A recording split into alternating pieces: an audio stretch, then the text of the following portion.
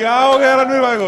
अपने पॉडकास्ट के rejected questions है। नमस्कार दोस्तों कैसे हैं आप सब। आई होप कि आप लोग अच्छे होंगे। दोस्तों आपको तो पता ही है कि इंडियाज गॉट लेटेंट शो में किस तरीके की बातें की गई हैं। दरअसल उसमें जो भी बातें की गई हैं आज मैं आपको उसके इम्पैक्ट के बारे में बताऊंगा। साथ ही साथ मैं आपको ये भी बताने का प्रयास करूंगा कि किस तरीके से ये सब कुछ हमारे सोसाइटी में नॉर्मलाइज करने का प्रयास किया जा रहा है, और मैं आपको ये भी बताऊंगा कि उसके इम्पैक्ट क्या होंगे या उसके इम्पैक्ट क्या हो रहे हैं।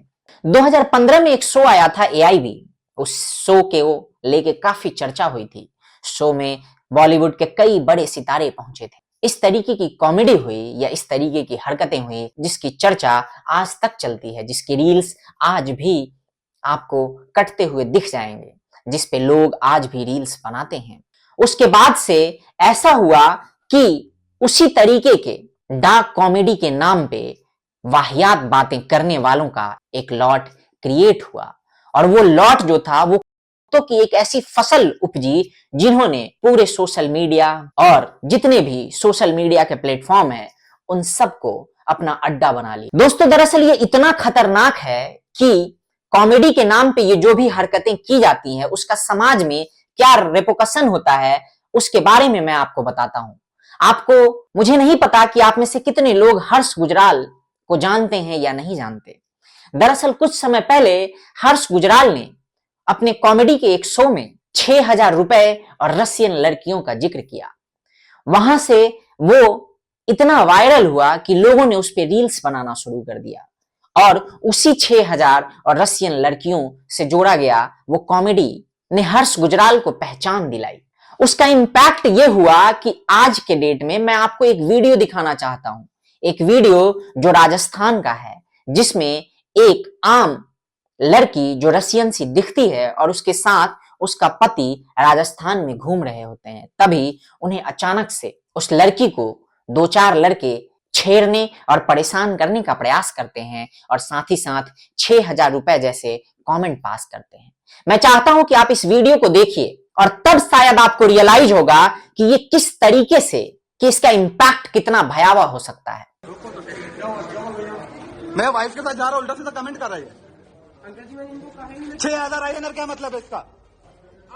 दोस्तों आपने देखा कि किस तरीके से कॉमेडी के नाम पे कहा जाने वाला एक पंच हर उस लड़की को प्रोस्टिट्यूट के कैटेगरी में लाके खड़ा कर रहा है, जो लड़की रसियन जैसी दिखती है इस देश में। आप कोई भी ऐसी लड़की जो रसियन जैसी दिखती है, या कई सारी ऐसी लड़कियां हैं जो YouTube पे अपना कंटेंट भी बनाती है, उनके कंटेंट के नीचे आप जाके देख सकते हैं कि किस तरीके से लोग कमेंट करते हैं 6,000 रुपए, और वो उससे क्या मीन करते हैं। बात यहीं तक नहीं है दोस्तों। इंडियाज गॉट लेटेंट में जिस तरीके की बातें की गई हैं, चाहे अपूर्वा मखीजा के द्वारा की गई हो, चाहे मिस्टर पॉडकास्टर रणवीर इलाहाबादी के द्वारा की गई हो, या फिर समय रैना के द्वारा। खैर समय रैना के ऊपर हम लोग अलग से बात करेंगे, लेकिन जहां तक बात अपूर्वा मखीजा या रणवीर इलाहाबादी की है, उन्होंने जिस तरीके की बातें की हैं, अगर उस पे इस तरीके का आउटरीच नहीं होता तो शायद उससे और उस लॉट के कुत्तों को मोटिवेशन मिलता, उस तरीके के लोगों को मोटिवेशन मिलता, और भी जिस तरीके से एआईबी शो के बाद इन जैसे लोग, चाहे वो समय रैना जैसे लोग हों, इन लोगों का लॉट आया जिन्होंने लड़कियों के बारे में अनाप शनाप बातें करना, सेक्स के बारे में, या फिर गाली गलौज, या जितनी भी वाहियात और घटिया तरह की बातें होती हैं, उनको डार्क कॉमेडी और डार्क ह्यूमर के नाम पे बेचना शुरू कर दिया। रणवीर ने जो बातें कही हैं उस शो में, अगर उसके बाद इस तरीके का आउटरीच नहीं आता, या फिर सोशल मीडिया पे ये जो कुछ भी गंद फैलाया जा रहा है इस पे अगर रेगुलेशन नहीं होता है, तो आने वाले समय में दोस्तों आपको दिखेगा कि इस दुनिया के जितने भी पवित्र रिश्ते हैं, या उस तरीके के रिश्ते हैं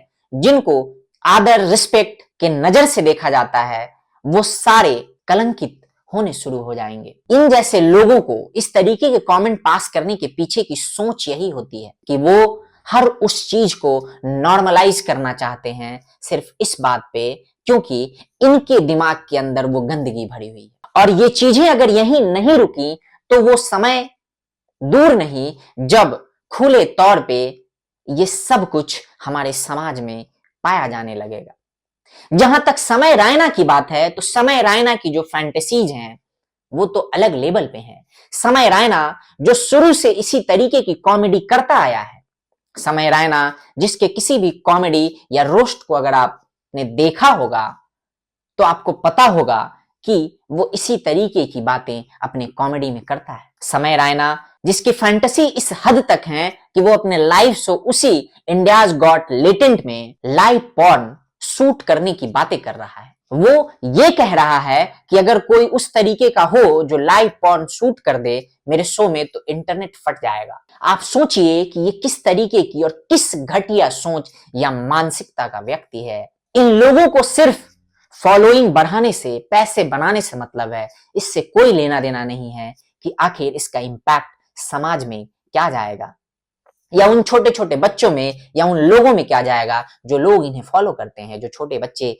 इन्हें गलती से देख लेंगे या इनके द्वारा जो वीडियो, जो कंटेंट बनाया जा रहा है, जो कॉमेडी के नाम पे अश्लीलता परोसी जा रही है, अगर उन्हें मोबाइल के माध्यम से वो सब कुछ देखने को मिलता है तो उसका इंपैक्ट क्या होगा। मैंने आपको दिखाया कि किस तरीके से एक छोटे से पंच लाइन 6000 का इंपैक्ट क्या है और क्या हो रहा है। और अगर इस तरीके से इन सारी चीजों को नॉर्मलाइज कर दिया गया और उन छोटे छोटे बच्चों तक वो चीजें पहुंची, उनके दिमाग पे वो किस तरीके से गलत असर डालेंगी, कितना दूषित करेंगी उनके मन को, और उसके बाद जो उसका इंपैक्ट होगा वो कितना भयावह होगा। उसका इंपैक्ट ये होगा कि इंडिया में जो लड़कियों को परेशान करने का, ईव टीजिंग करने का, कमेंट पास करने का, उसकी संख्या काफी तेजी से बढ़ेगी। साथ ही साथ जो लोग इस तरीके की बातें सुनेंगे उनके अंदर वो फैंटेसी भी जागृत होगी और उसका इंपैक्ट कहीं ना कहीं आपको समाज में औरतों के प्रति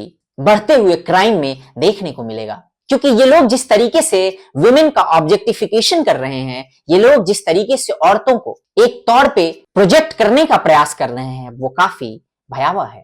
तो इन जैसे लोगों के ऊपर कार्रवाई तो होनी ही चाहिए, लेकिन यहाँ पे सबसे इंपॉर्टेंट ये है दोस्तों कि सरकार को इसके बारे में सोचना चाहिए कि इसका इंपैक्ट कितना भयावह हो सकता है, और उस इंपैक्ट को ध्यान में रखते हुए सरकार को, गवर्नमेंट को कोई ना कोई रेगुलेशन लाना चाहिए। क्योंकि हर चीज की एक बाउंड्री होती है और सरकार को वो बाउंड्री तय करनी होगी कि वो बाउंड्री कितनी एक्सटेंडेड होगी या कितनी लिमिटेड होगी। क्योंकि अगर वो बाउंड्री तय नहीं होती है, रेगुलेशंस नहीं बनते हैं, तो ये इसी तरीके से चलता रहेगा। और ऐसा नहीं है कि ये सिर्फ डार्क कॉमेडी या कॉमेडी के नाम पे ही ये सारी चीजें हो रही हैं।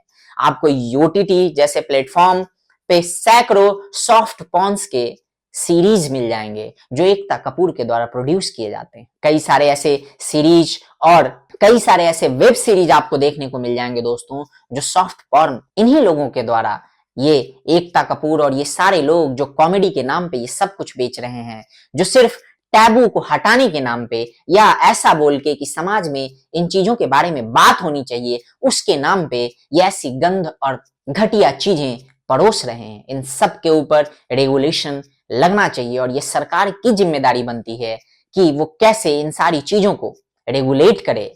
तो इन जैसे लोगों की जो भी हुआ है और जिन्होंने किया है उनके साथ तो सख्ती से पेश आना ही चाहिए, उनको उनकी गलती की सजा मिलनी चाहिए। लेकिन साथ ही साथ दोस्तों इस बारे में भी सबको बात करना चाहिए और सरकार से ये मांग करनी चाहिए कि सरकार इसके ऊपर कोई ना कोई रेगुलेशन लेके आए। सरकार OTT और सोशल मीडिया पे जो भी कंटेंट या जिस भी तरीके का कंटेंट बन रहा है उन सब के ऊपर रेगुलेशन लाए। क्योंकि अगर ये नहीं रुका तो मुझे नहीं पता कि ये कहाँ जाके रुकेगा और इसके जो इम्पैक्ट होंगे वो कितना भयावह होगा दोस्तों। बाकी देखते हैं कि आखिर सरकार इन सारी चीजों को लेके कितना कंसर्न है या किस तरीके से रिएक्ट करती है, क्योंकि ये मामला आज संसद में भी उठा है। साथ ही साथ शिवसेना, उद्धव ठाकरे गुट की शिवसेना की जो राज्यसभा सांसद हैं प्रियंका चतुर्वेदी, उन्होंने इस मसले को इंफॉर्मेशन एंड ब्रॉडकास्टिंग मिनिस्ट्री में भी उठाया है क्योंकि वो उसकी आउटस्टैंडिंग मेंबर हैं। तो